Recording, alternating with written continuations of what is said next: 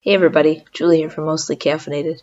It has been a long time, I think, since I filmed a video. I don't remember what the last video was about. You can find it. Maybe I'll link it up here if I'm really cool like that. But anyway, I just thought I'd stop in and do a little bit of an update.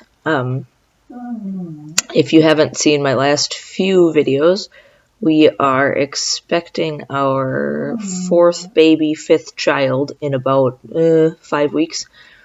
So it's about time that I deal with some baby-related content, I think.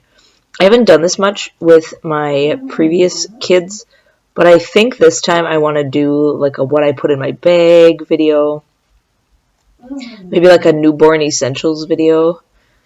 I do kind of try to keep things simple and minimal, and I've had quite a number of kids of both genders, so I think I could talk a little bit about some of that coming up pretty soon here as I get things ready. But those are videos that I like to have products to show you, things in front of me, and I don't have anything in front of me today, so I'm just going to chat a little bit about things I'm going to get done before we get too close to this baby showing up.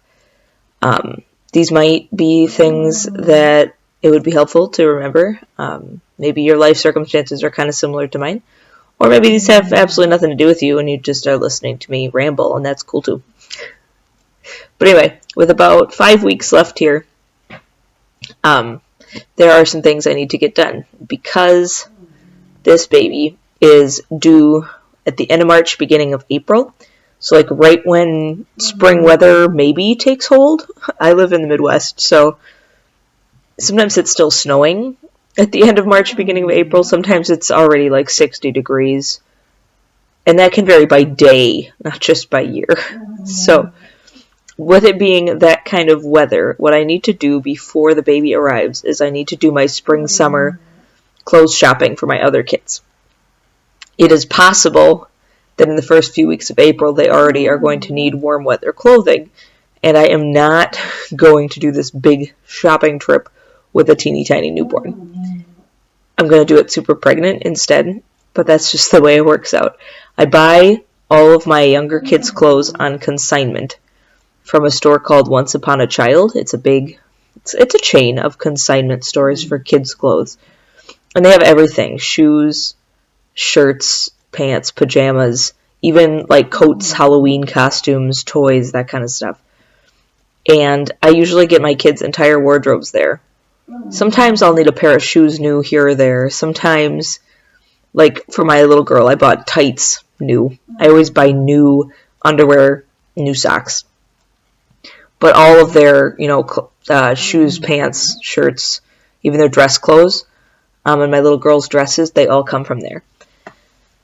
And this store, it's not really like a thrift store. It's much smaller, much more compact.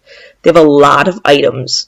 And the way I shop there is I flip through everything of my kids' size and choose kind of the best quality but also best prices that I can. And my kids have capsule wardrobes. They each have about 10 sets of clothes. So I can usually leave there for about $50 a kid with 1 or 2 pairs of shoes, 10 sets of clothes, maybe a new set of dress clothes, depending. And I do that all in one kind of sweep, one day at the very beginning of a season. So I do their fall-winter shopping in like August, and I do their spring-summer shopping usually in March or April. But I'm not doing it in April because of the baby. So I need to go in the next couple of weeks and take my, couple hours and go through the 3 sizes that I need for my 6-year-old, my 4-year-old, and my not quite 2-year-old, and get them all their wardrobes all set. So if dad is dressing them or grandma's dressing them or, whatever, they're not scrounging around hoping to find hand-me-downs for warm weather if warm weather happens while I'm still lounging around recuperating from having this baby. So that's the first thing I need to do, get spring-summer wardrobes. I need to do what I always do with my own wardrobe, which is go through, pick out the things I want for my capsule for the next season, get rid of things from last season that I don't even like, that I didn't wear, and make sure I've got enough of everything. And the last 6 years, this has been nuts because I've been either pregnant or nursing or digging out non-nursing clothes every once in a while that I haven't seen in a long time. And this is going to be another dig out nursing clothes season. And I had gotten so sick of my nursing clothes that I'd gotten rid of some of them.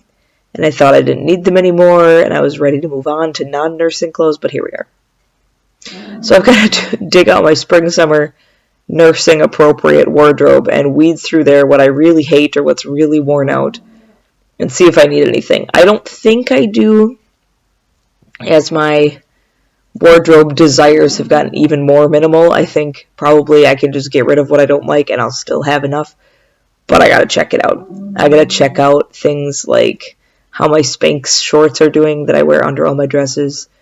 I have to make sure my shoes are okay. I'm pretty sure they are. I had bought some new shoes last year when we went to Hawaii, and they held up much better than I thought they would. So those are going to be my summer shoes this year still. I do need to check into things like nursing tank tops, and I know I need new nursing bras because I wore my old ones to death. I'm just going to buy the exact same ones. I got them on Amazon. I love them. They were great. I've just worn them so much that they're like stretched out and don't really function. So I'm just going to get that same set. And nursing tank tops, I have 2 that I really like and 1 that I don't. So I'm going to get rid of that one I don't like and repurchase one of the ones that I do. Because that's what I wear as pajamas. I wear like yoga pants or bike shorts and a nursing tank top. So I need a few of those because if you've had a baby before, you don't always keep them clean. The baby pukes on you or you leak on them. And so normally I only worry about keeping about 2 sets of pajamas and I wash them weekly, but with a newborn I need more like 3. So I'm going to get those. I already picked up 2 cardigans. I was looking for nursing friendly cardigans, the kind where you can button them shut at the top and still kind of lift up one side or the other. And I already found those at Goodwill, so that I'm set. But I've got to pull out, most of my maternity clothes to make space in my closet for my nursing wardrobe. I do not want to be digging around on the shelves or the floor or the back corner of my closet right after I have a baby. So I need to take care of that. So the kids' wardrobes for spring, summer, my wardrobe for spring, summer. I have some decluttering I want to do before the baby comes, mostly of kids' toys. I never really got around to doing the after Christmas declutter that I tried to do, which means that my smaller kids have way too many toys, and I have a hard time playing when they have too many toys, and I'm going to need them to be able to play independently for good amounts of time in order to do this whole nursing a newborn thing, so I got to take care of that. I have to do a shopping trip for baby items and for like mom personal care items. I need to get new bottles. I don't like to keep bottles from years ago, and they're old and nasty, and I'll just get some new ones. We don't use a lot of bottles. I only usually get like 3, but I need new ones. New pacifiers, because I don't share those between kids. Newborn diapers, because I don't keep those around the house. I have size 5 diapers. I think that might be it for baby things that I need. I have a list. I'm just not looking at it. And then for me, postpartum, I need, yield standard mom personal care items. I need some Depends and some pads and some disposable nursing pads. I use the washable ones, but if I know I'm going to be gone for a really long time from home, I'll use disposable ones because they actually absorb more. And I don't have to change them halfway through the day. Anyway, those.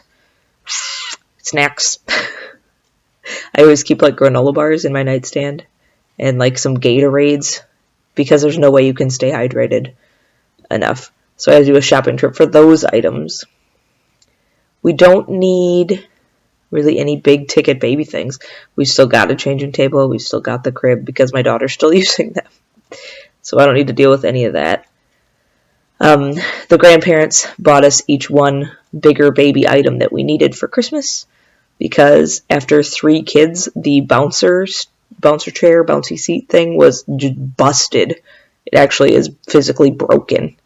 And not just like it doesn't sing anymore, like the structure is broken. So one set of grandparents got us a new one of those. And our play mat was also busted and like stained and nasty, and the toys are long gone. So the other set of grandparents bought us a new one of those. And that's all I keep around the house for baby gear. I can clip the baby into the bouncy seat if I need to leave the room or take a shower or something like that. And I can put them on the play mat if I just want to teach the older ones not to like step too close to the baby. It can be don't step on the play mat, and then they've got this little square footage of space where the baby is safe and they can watch it and play with it, and it can be on the floor, and I don't have to hover and yell all the time. So those are the two baby items I have. And, just a general tidy of the house. I cleaned it pretty good the other day. Like, we did all the picking up and the sweeping and the mopping and all that good stuff. I'd like to do that one more time before the baby comes, so it's clean for those few weeks and I don't really have to worry about it. It's kind of self-maintenance, self-preservation. If whoever is helping me with the kids can just pick up clutter, they won't have to worry about like cleaning, because it'll already be pretty clean. And I gotta pack my bag. I didn't pack a bag the first 2 times. I packed when I was in labor because it gave me something to do. But the third time, I did actually pack ahead of time, figuring that since each of my kids seems to go faster, I might not have time to pack. And it turned out that was a good idea. I probably could have packed, but it was nice not to. And this time, I'm going to pack ahead of time because of that experience. So I do need to pack the bag. I will make a video for you, hopefully, of what I put in there after I get it done. Yep. I do need to do my shopping trip before I pack the bag, because some of the things that I'm buying, shopping, I need to put in the bag, obviously. But those are the things that I hope to get accomplished before the baby arrives. I have some projects I'm working on. I've got two writing projects for Holy Hen House, the blog and magazine that I write for, that I need to do. I have a presentation that I'm giving at a women's retreat in a couple of weeks. I'm working on that.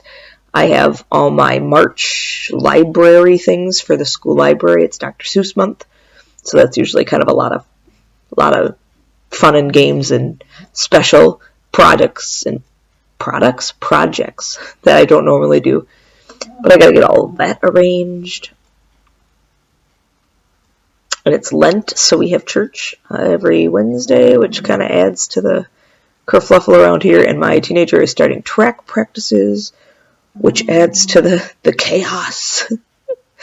But we've done this all before, a couple of times. I've had a baby in this part of the year before. My daughter was born in May, so I've kind of done that. We've done this track season once before, So I feel like I have 40% of a grip on what's going on with all this crazy stuff. And then, the baby will show up when the baby shows up, and it'll be a madhouse, but such is life. Life is always a little bit of a madhouse, and that's okay. I got a lot of kids. It's a season. So that's what I have to talk about with you today. You can look forward to some baby prep, simple baby, minimalist baby type videos upcoming. And I'll see you around. Bye.